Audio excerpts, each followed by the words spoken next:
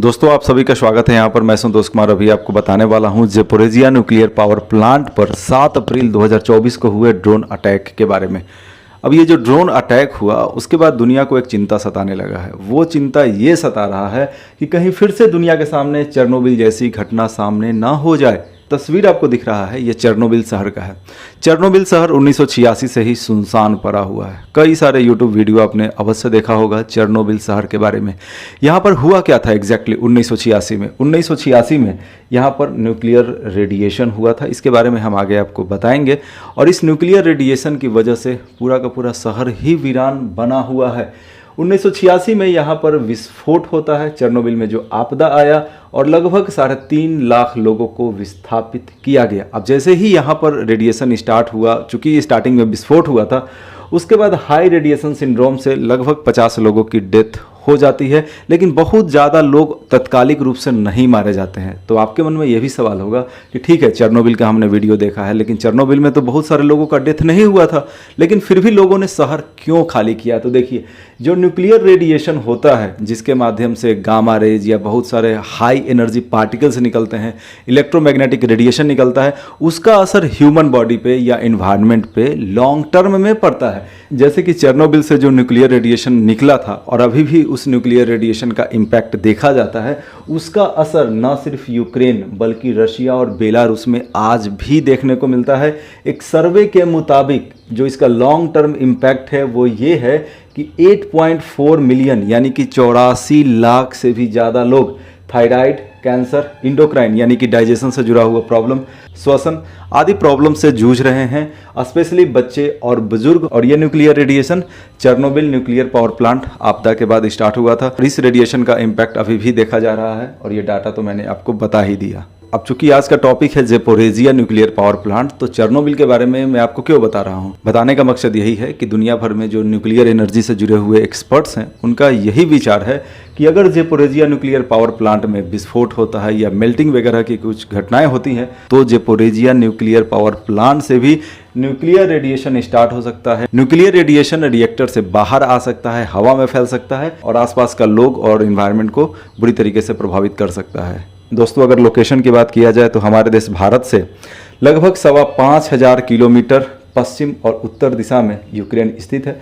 Ukraine के बगल में यहाँ पर रशिया है, रूस है, और यहाँ पर बेलारूस है, और उसके दक्षिण में काला सागर है।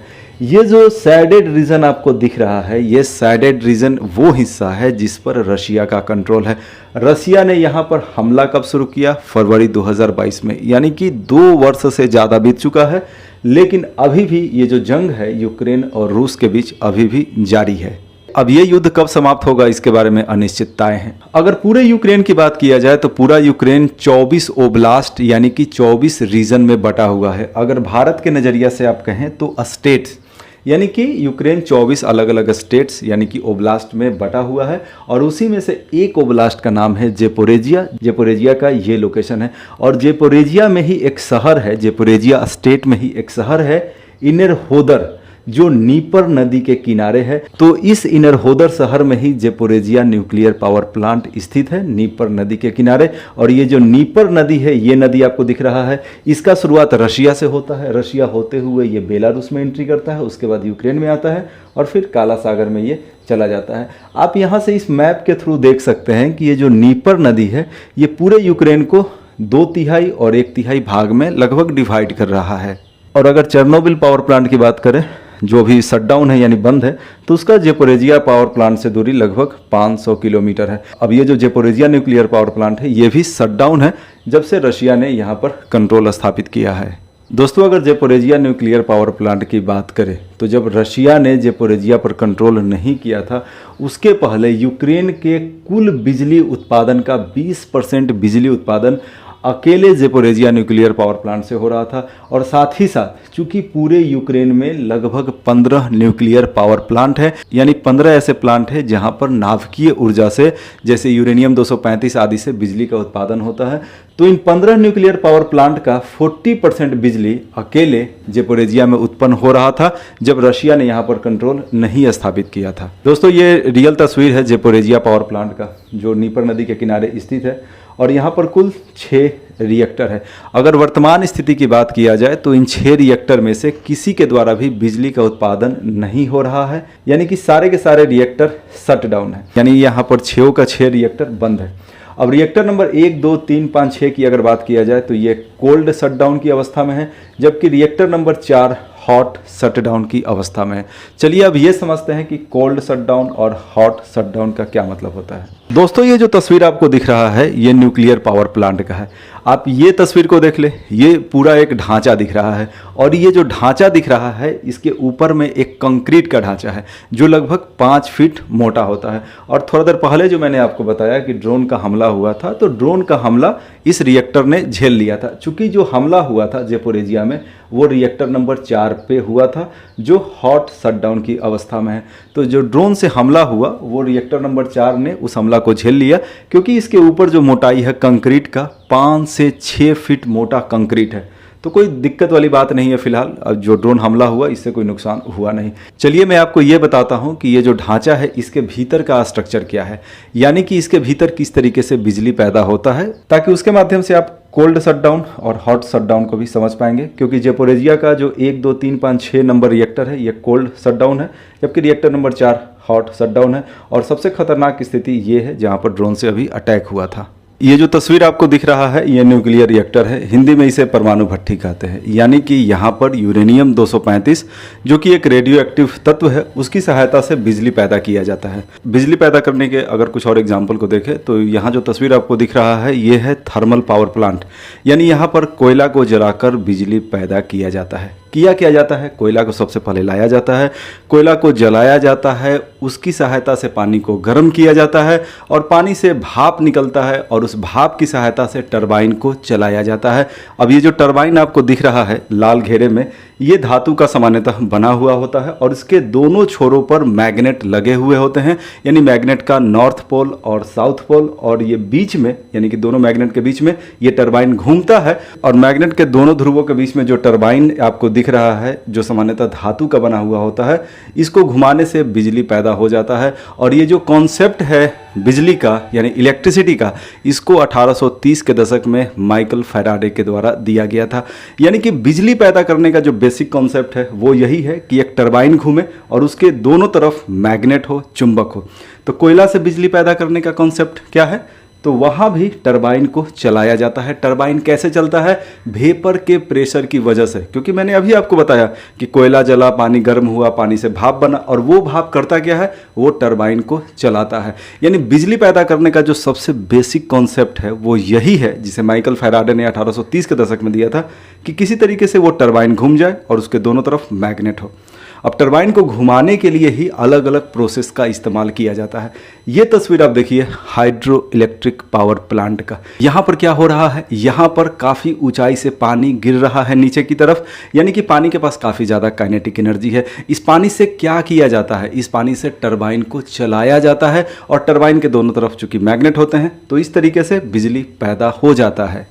अब ये जो न्यूक्लियर भट्ठी आपको दिख रहा है यहाँ भी कुछ ऐसा ही होता है। यहाँ भी टरबाइन चलता है वेपर की सहायता से और बिजली पैदा हो जाता है। यहाँ पर जिस फ्यूल का इस्तेमाल किया जाता है वो है यूरेनियम 235। अब सवाल ये है कि आखिरकार यूरेनियम 235 आता कहाँ से है।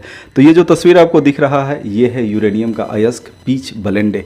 इसमें U235 का मात्रा 1% से भी कम होता है, जबकि इसमें U238 का मात्रा 99% के आसपास होता है। इसके अलावा कुछ अन्य तत्व अयस्क वगैरह भी इसमें होते हैं। अब इसका एनरिचमेंट किया जाता है। चूंकि नेचर में यूरेनियम का जो पत्थर मिल रहा है उसमें U235 का मात्रा काफ़ी कम है, जबकि न्यूक्लियर भट्ठी में जिस यूरेनियम का इस्तेमाल करते हैं चूंकि U235 का यूज होता है उसको एनरिच करना पड़ता है, यानी कि यहाँ पर यूरेनियम की मात्रा को 3 से 5% करना पड़ता है।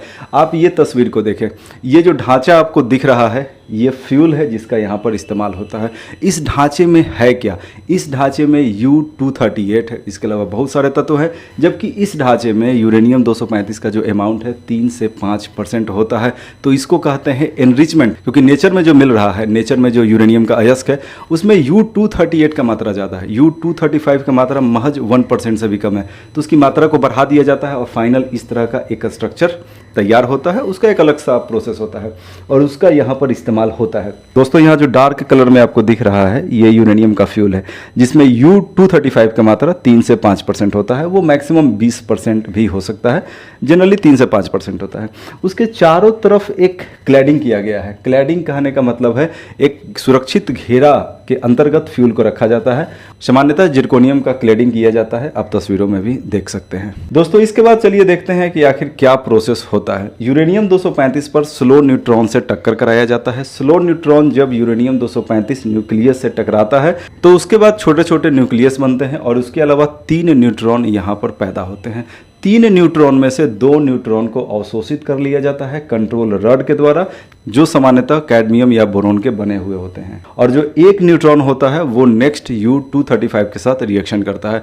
तो इस तरीके से एक चेन रिएक्शन यहाँ पर सेटअप हो जाता है, जिस वजह से यहाँ पर काफ़ी ज़्यादा हीट पैदा हो जाता है। दोस्तों यहाँ पर लिखा हुआ है मॉडरेटर। ये जो रॉड है यहाँ पर लगा हुआ है फ्यूल के बीच में, ये मॉडरेटर है। इसका काम है न्यूट्रॉन के स्पीड को स्लो करना, क्योंकि यहाँ पर जो रिएक्शन होता है यूरेनियम 235 टूटता है तो उसको तोड़ने के लिए स्लो न्यूट्रॉन ही जिम्मेदार होते हैं। तो न्यूट्रॉन के स्पीड को स्लो करने के लिए यहाँ पर मॉडरेटर लगाया जाता है, जो सामान्यतः D2O यानी कि भारी जल या ग्रेफाइट होता है। और इसके चारों तरफ ये सीलिंग रहता है, सामान्यतः 5 से 6 फीट मोटे कंक्रीट का इस तरीके से सीलिंग किया हुआ रहता है। तो आपने ये समझ लिया कि यहाँ पर यूरेनियम 235 टूटता है, उसका जो नाभिक है वो ब्रेक होता है और ह्यूज अमाउंट ऑफ यहाँ पर हीट पैदा होता है, एनर्जी पैदा होता है। दोस्तों ये जो तस्वीर आपको दिख रहा है ये ज़ेपोरिज़िया न्यूक्लियर पावर प्लांट का है। ये नीपर नदी के किनारे स्थित है। क्या? नीपर नदी के किनारे ज़ेपोरिज़िया पावर प्लांट है। कोई भी न्यूक्लियर पावर प्लांट हो, चाहे भारत में हो या दुनिया के किसी भी कोने में, वो किसी बड़े जल स्रोत के नज़दीक ही होता है। तो सवाल ये है कि न्यूक्लियर पावर प्लांट जल स्रोत के नज़दीक क्यों होते हैं। अब यहाँ देखिए, यहाँ पर बहुत ज़्यादा हीट एनर्जी पैदा हो जाता है। जो रिएक्शन होता है, न्यूक्लियर रिएक्शन होता है, उसके वजह से अगर यहाँ पर टेम्परेचर मेंटेन नहीं होगा तो पूरा का पूरा सिस्टम कोलैप्स हो जाएगा, ब्लास्ट हो जाएगा। तो इस वजह से एक टेम्परेचर को मेंटेन करना पड़ता है, यानी कि उसको ठंडा करने की आवश्यकता होता है, जिसके लिए पानी काफ़ी इंपॉर्टेंट हो जाता है। जैसे यहाँ पर आप तस्वीर के माध्यम से देख सकते हैं कि एक न्यूक्लियर रिएक्टर है जो एक जल स्रोत के नज़दीक है।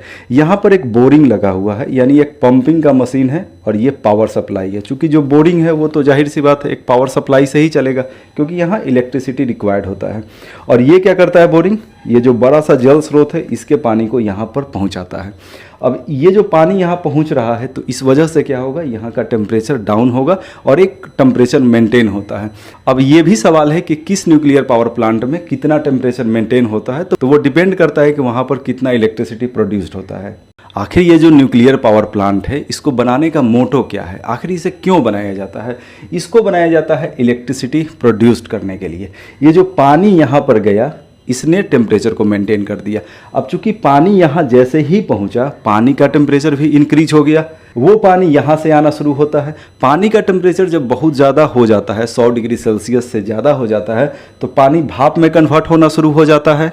और ये जो भाप बना, ये भाप यानी वेपर इस तरीके से यहाँ पर आ जाता है और यहाँ पर चूंकि टरबाइन है और ये जो वेपर आया उसने एक प्रेशर यहाँ पर क्रिएट किया, जिस वजह से टरबाइन घूमना शुरू हो जाता है और यहाँ पर मैग्नेट भी दोनों छोरों पर लगा हुआ होता है। तो इस तरीके से इलेक्ट्रिसिटी पैदा हो जाता है। क्योंकि थोड़ा देर पहले ही मैंने आपको बताया कि किस तरीके से माइकल फैराडे ने बेसिक कॉन्सेप्ट दिया था, उन्होंने बताया था, उन्होंने आविष्कार किया था इलेक्ट्रिसिटी का कि कैसे इलेक्ट्रिसिटी पैदा होता है, उन्होंने दुनिया को बताया था।